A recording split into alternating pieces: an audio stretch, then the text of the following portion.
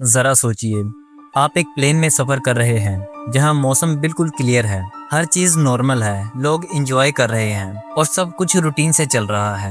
लेकिन अचानक radar blank हो जाता है, रेडियो सिग्नल एक एक करके गायब होने लगते हैं, आपके आसपास सब कुछ बदल जाता है, कंपास घूमने लगता है और फिर साइलेंस। कोई सिग्नल नहीं, कोई कॉल नहीं, और फिर आपका प्लेन बस हवा में खो जाता है। ये कोई हॉरर फिल्म नहीं, ये एक असल डॉक्यूमेंटेड मिलिट्री मिशन की कहानी है जो आज भी दुनिया के सबसे बड़े अनसॉल्व्ड राजों में शामिल है। ये कहानी है 5 दिसंबर 1945 फ्लोरिडा अमेरिका की, जब वर्ल्ड वार 2 अभी कुछ महीने पहले ही खत्म हुआ था। तब यूएस नेवी का एक रूटीन ट्रेनिंग मिशन जिसका कोड नेम फ्लाइट 19 एक ऐसी मिस्ट्री बन गया जिसका जवाब 80 साल बाद भी किसी के पास नहीं। सुबह के वक्त फोर्ट लॉडरडेल से 5 TBM एवेंजर बॉम्बर्स ने उड़ान भरी और तब मौसम बिल्कुल साफ था, सब कुछ नॉर्मल रूटीन की तरह था। उनका मिशन सिंपल सा था, एक बेसिक बॉम्बिंग ड्रिल और फिर बेस पर वापसी।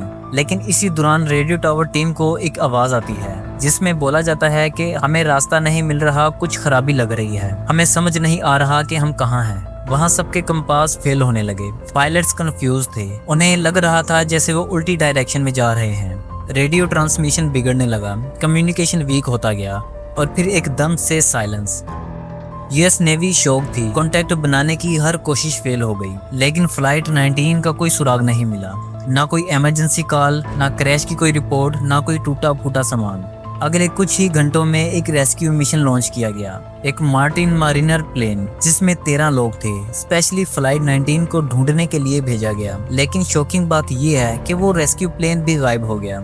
एक दिन में 6 एयरक्राफ्ट, 27 ट्रेन मिलिट्री सोल्जर्स गायब हुए, लेकिन ना तो फ्लाइट 19 का कोई रेकेज मिला और ना ही रेस्क्यू टीम का।